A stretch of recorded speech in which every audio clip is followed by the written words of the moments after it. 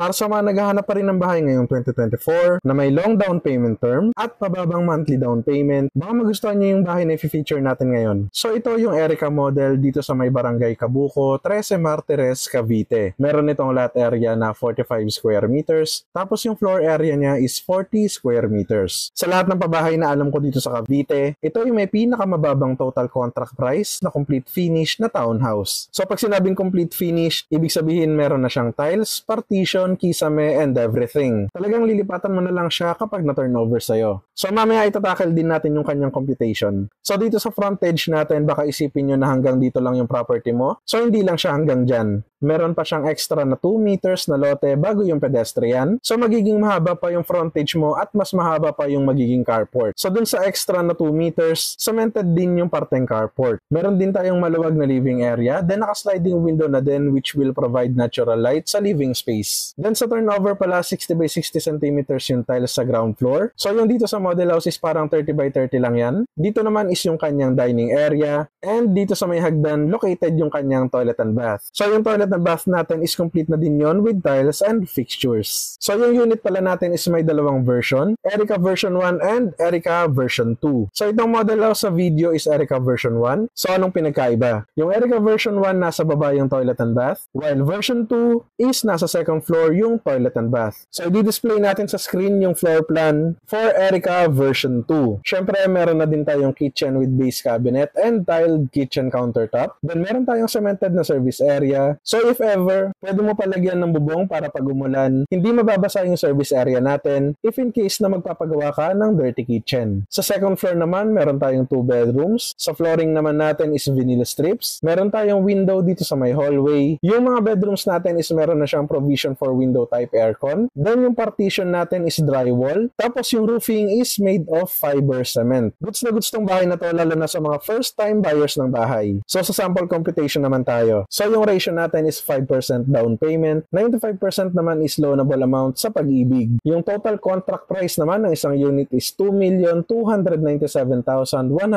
pesos. So meron tayong 50,000 na discount sa TCP. So 2,242,120 pesos na lang yung matitira. Then yung down payment naman natin is 112,120 pesos. Reservation fee naman is 15,000 pesos. Pero since naka 50% discount din yung reservation fee, instead of 15,000, 7,500 lang yung babayaran mo. Then yung net down payment natin is 97,120 pesos. So kung mapapansin nyo, 15,000 pa rin yung niles sa net down payment, kahit 7,500 lang yung binayad mo. Then yung down payment natin is pwede siyang bayaran for 32 months. Yung magiging monthly down payment natin for 32 months is 3,035 pesos. So hindi lang dyan nagtatapos yung promo natin, dahil sa first month ng down payment, naka 50% discount na naman. So instead na 3,035 yung babayaran mo, 1,517 pesos lang for the first month. At hindi pa rin dyan nagtatapos yung ating promo, dahil meron pa tayong free aircon and refrigerator upon turnover. Sulit na sulit, di ba? Then 15,950 pesos naman sa Pag-ibig for 30 years. Tapos yung required income naman natin is 45,574 pesos. Open naman si Pag-ibig for co-borrowers to combine income. If gusto mo naman magpa-schedule ng site viewing, pwede ka mag-send ng message dito sa Facebook or kung saang social media platform mo man nakita tong video na to. Pwede ka din mag-message sa phone number na nasa screen. Available din yan via Viber or WhatsApp. Meron din tayong free tripping with service vehicle. And meron tayong mga pick-up location gaya ng Mall of Asia at Alabang. Kung taga Cavite ka naman, pwede natin pag-usapan kung saan ka pwede pick-upin. Ano, pasok na ba sa budget mo tong bahay na to? Tara, schedule na natin yung site viewing mo.